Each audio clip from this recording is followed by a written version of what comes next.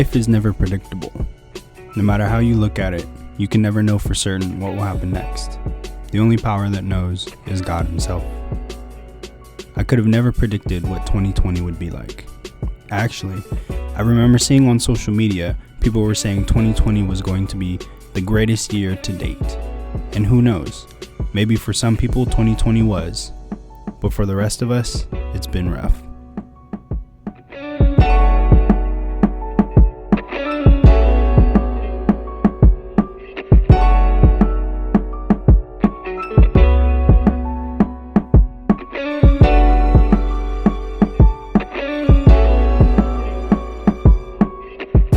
I had my surgery on April 23rd of 2020, and to be completely honest, it flew by. I went into the hospital thinking I was going to have a patella graft surgery, which is when they take a piece of your patella tendon and replace your damaged ACL with it. But upon arriving to the prep room where I got ready for my operation, my surgeon switched up the procedure to a cadaver graft, which basically takes a donor graft from someone who has passed on and replaces your torn ACL with it. He said this was because the connection point where my ACL attached to my bone was too wide. Whatever that means, I really have no clue.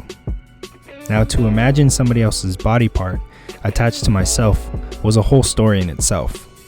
But once the jitters went away, I had to just prepare for what was to come. I trusted my doctor, and I knew I could do it because I had done it once before.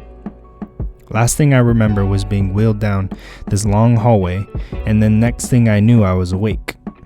Doctors told me the surgery took a total of 50 minutes and that I was all healthy and ready to go.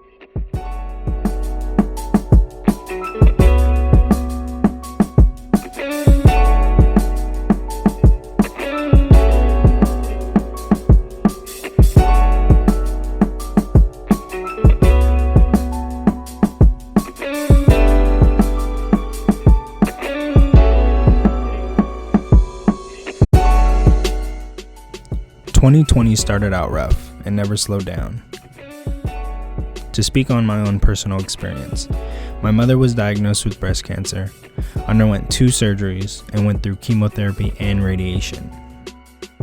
COVID-19 shut down everything around me. My uncle was murdered in broad daylight. One of my closest friends was killed in a military training accident, and I've had to go through my second ACL reconstructive surgery this year. Now, I'd love to cry on camera about those I've lost, but I'll save that for another video. Looking back on everything that has happened this year, knee surgery is the easiest thing I've gone through. I can't bring those I've lost back, but I can honor them through how I live my life. I can't stop what my mother is going through. I can only help and support her through this hard time. Throughout this whole year, I felt that everything around me has been out of my control. One by one, day by day, everything seems to not go as planned.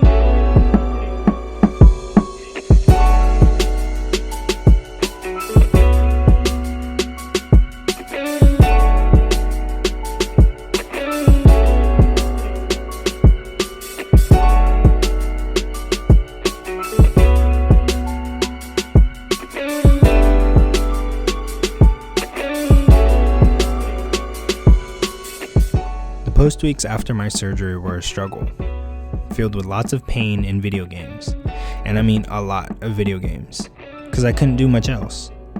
I sat and iced and ate and iced and slept and iced until I was ready to stand and walk with crutches. 2 weeks after my surgery was when my uncle was killed, and that took a toll on my family like nothing I've ever seen. A man who came from humble beginnings and poured his heart out to his community, taken just like that. The heartbreak, the anger, the confusion, it was unbelievable, but time never stopped. I was forced to remember but never forget, and that's what I held on to. I carry my uncle on my forearm forever, and it gives me a different perspective on how to reflect on my actions. Living a life to honor and protect keeps me clear-minded.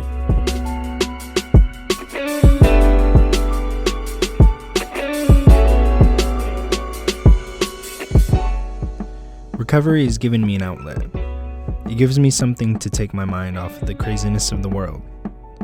It gives me some type of break. Craziness is the new normal, so naturally I needed something to distract myself. Recovery is in my control. I dictate if I get better. I dictate whether I bounce back from my injuries or if I let my injuries tell me I can't go on. All the aches, all the soreness, all the pain, it's all fuel. Because at least I'm fortunate enough to feel pain. It means I'm still alive and well. This last year I've gained a few pounds that I never had to worry about because I was always active and my metabolism was high. But now that I can't run or engage in any type of cardio, my metabolism has slowed down and it's starting to show. But I take it as fuel as well. Not enjoying what I see in the mirror forces me to kick myself in the ass and be better. And be better is what I have to be for Bobby. Bobby was an amazing individual who was taken from us too soon. He was an inspiration to so many, and I will live the rest of my life with that Bobby mentality. I will live in his honor. And for him, I will carry on a legacy of hard work and dedication. It's people in my life like Bobby that give me the motivation to be better, to always push boundaries, to not follow a path, but form my own. That was what Bobby inspired me to be. At one point, I might have been broken, but not anymore. I will no longer allow my knee to be a crutch to how hard I work. I can't let Uncle Rodney down, and I can't let Bobby down. If I were to teach a lesson to anybody who's watching, cherish the moments you have with the people that you love. If there's anybody around you, or if there's anybody who comes to mind that you haven't said I love you to and that you care about immensely, just do it. It doesn't matter if you're not close. It doesn't matter if they're far away. If you haven't talked to somebody that you need to talk to, send them a text message. Call them on the phone. Because I guarantee you, if y'all are on good terms and you send a random text message or if you give a random call, it'll make their day. Just knowing that somebody's thinking about you. That's one of the greatest things. And it's one of the things that I wish I would have done with my uncle. It's one of the things that I wish I would have done with Bobby. And I guess that's some of the pain that I'm going through right now, is not being able to tell them I love you. Like, obviously I know that they're smiling down on me right now and they love me, but it's the fact that I couldn't tell them when they were here. That's what gets me. So pause the video and go tell somebody you love them. And don't take for granted the time that you have with the people who mean the most to you. My knee is not a crutch. It was once broken, but it's put back together, and it will never be a reason why I give up. And I will never give up, because there's too many people in my life that mean so much to me, and I can't let them down. So thank you for watching this video. Peace.